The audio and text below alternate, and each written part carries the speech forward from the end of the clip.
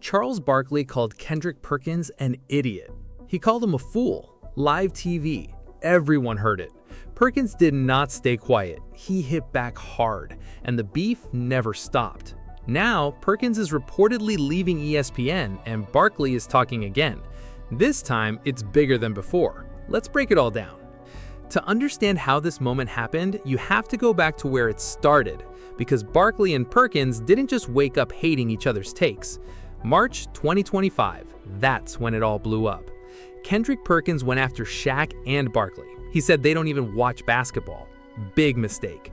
Perkins was already huge at ESPN by then. He had a real platform, so this wasn't some small jab. He went straight at the most legendary studio show in sports TV history, no holding back. Perkins said, obviously they don't watch basketball. I'm serious, they can't watch basketball on a consistent basis. The only time they actually probably watch the Knicks are when they're covering the Knicks on their game nights. Here's the real story. Perkins and Barkley were arguing about the Knicks. Were they real contenders? Perkins thought Barkley and Shaq weren't even paying attention. But here's the problem. He said they don't watch basketball. That's the worst thing you could say to these guys. Watching basketball is their whole job. Barkley always says nobody watches more hoops than him, so he was not letting this go. Barkley and O'Neal had fun with Perkins' verbal shot at them as they put the NBA analyst's face on a punching bag and punched it on live TV during Inside the NBA. And then it happened. A punching bag. Perkins' face taped right on it. Barkley and Shaq put on gloves. They went to work, live, on TV. The clip went everywhere. Funny, yes. Petty? Also yes.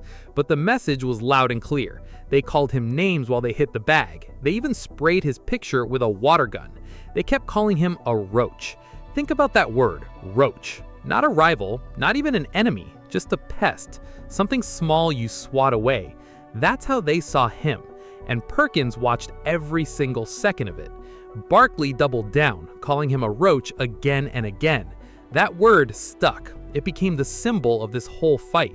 It wasn't about basketball anymore. It was about respect. And for a guy like Perkins who fought for 15 years just to get minutes in the NBA, that kind of disrespect cuts deep. Let's rewind further. Perkins joined ESPN back in 2019. He came in right after winning a title with the Celtics, but he didn't get handed fame. He built it, take by take, show by show. Now he's one of the biggest names in basketball media. Yes, he's controversial, but he never backs down. Not from Stephen A., not from Barkley, not from anyone. And that's exactly the kind of fire that made Barkley famous too. So when Barkley sat down with Shannon Sharpe on Club Shay Shay, he opened up about it. Yeah, it doesn't bother me because we take shots at players, Barkley said.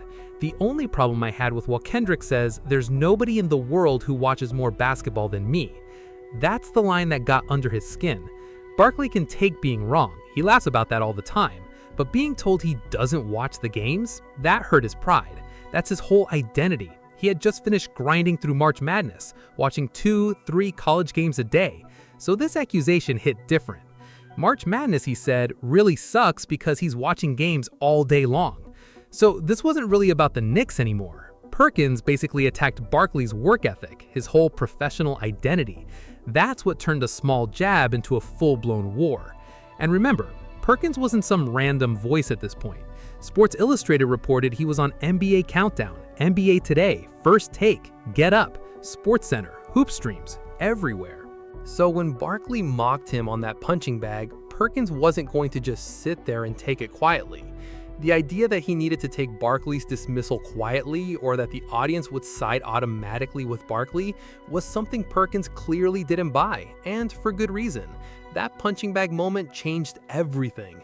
This wasn't two friends joking around anymore. This had real edge. TNT was treating Perkins like garbage, and ESPN's guy wasn't going to forget that. Now jump to 2025. The tension never cooled down. It actually built up quietly the whole time. And then TNT lost its NBA rights after 36 years.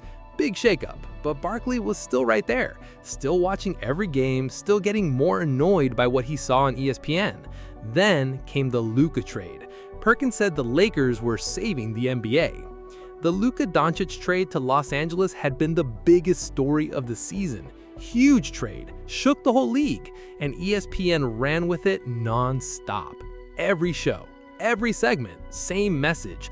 Lakers are back. NBA is saved. Barkley watched this for weeks. He held it in. Then one night, with his TNT days running out, he exploded. During TNT's pregame show ahead of a doubleheader, Celtics versus Sixers, Lakers versus Knicks, that's the night Barkley went off. 2 full minutes, unscripted, pure Barkley rage. His co-hosts didn't stop him. They loved it. Everyone watching knew this had been building for years, and right in the middle of his rant was one name: Kendrick Perkins. Barkley went off on ESPN for what he described as an unhealthy focus on the Los Angeles Lakers at the cost of better teams, including the Oklahoma City Thunder and Cleveland Cavaliers. He blasted ESPN analyst Kendrick Perkins by name, calling him an idiot and a fool. An idiot, a fool, live TV, millions watching. This time felt different. Barkley wasn't just defending the Thunder or the Cavs, he was calling out all of ESPN's analysts, saying they only talk LeBron and Jordan because they have nothing else to offer, and he put Perkins' name right on it. Barkley did acknowledge, however, that we're going to become fools next year when we'll be working on that network. That line right there, we're gonna become fools too, that's classic Barkley. He knew exactly what he was doing, getting his shots in early before he had to work with these guys, using his last months at TNT to say it all. Because once he moved to ESPN, things would change. He admitted the only thing that really bothered him was being told he doesn't watch enough basketball. But let's be real, that rant wasn't calm. That was anger. Pure entertainment, sure, but real anger too. Barkley genuinely believes basketball deserves better coverage. He believes Oklahoma City and Cleveland deserved more attention than LA got. This wasn't new either. Back in 2013, Barkley accused ESPN of having ESPN disease, always chasing outrage for clicks. So this explosion in 2025, that was over a decade of frustration finally boiling over. And the media reacted fast. Stephen A. Smith jumped in too, not really defending Perkins, but marking his own territory. Smith wrote on social media that night, "Yo Chuck, stop the BS with the y'all. Attach a name to it." Then Smith added a warning. Once Barkley joins ESPN, people will be ready to call him a fool too. It sounded calm, but the message was clear. You're not home yet, Chuck. Perkins fired back too, bringing up his Texas roots, daring Barkley to keep that same energy face to face. Suddenly, this wasn't just 2 guys anymore. It was 3 of the biggest voices in basketball, all clashing on the same night. Perkins joined the network in 2019 after a successful playing career that included an NBA title with the Boston Celtics. For Perkins, ESPN meant everything. He didn't walk in with superstar fame like Barkley or Shaq. He was a role player, solid but never the headline. Media was his second chance, and he built it from nothing. Perkins' role was not only retained but expanded, seen by many as part of the network's strategy to emphasize debate-driven, personality-led coverage. ESPN didn't just keep him around, they pushed him forward. They wanted his loud takes, his fearless energy. That was the machine Perkins built himself into right when Barkley aimed straight at it. For Barkley, ESPN wasn't a choice. It happened because TNT lost its NBA deal after 36 years. The crew stayed together, the show stayed the same, but the network changed. And that mattered to a man who signed a 10-year, $210 million deal to stay at TNT. Moving wasn't easy for him. ESPN promised it would only air the show, nothing more. The show would keep its own voice, but still, the address changed, and addresses matter. In an interview with Dan Dakich, Barkley doubled down. He said nobody tells him what to do or say. He roasted Perkins again, saying he doesn't know basketball, mocking his Lakers takes. He wasn't just disagreeing anymore. He was questioning his basketball IQ completely. Here's the twist though. Barkley's complaint about too much Lakers coverage? Hard to argue with. After the Luka trade, ESPN was all in on LA. Perkins called LeBron the MVP. Shannon Sharpe said the Lakers could beat the Thunder in 7 games. Stephen A. called LeBron the GOAT of longevity. 3 big ESPN voices, all pushing the same story. Barkley saw groupthink, and honestly, OKC and Cleveland were having historic seasons, but barely getting coverage. He had a point, but making it personal, calling Perkins an idiot and a fool on national TV, that's what made it explode. Even after the move was set, Barkley still wasn't fully comfortable. He raised concerns about his workload. He wasn't jumping into ESPN with open arms. One eye was still on the door. This whole saga was never really about basketball. Barkley was protecting his identity in a place he didn't choose. Perkins was fighting for respect before the biggest personality in sports TV history walked through ESPN's doors. Barkley's career speaks for itself. 11 All-Star selections, MVP in '93, one of the 50 greatest players ever. No championship as a player, and he's joked about that for years, but on TV, he found something rare.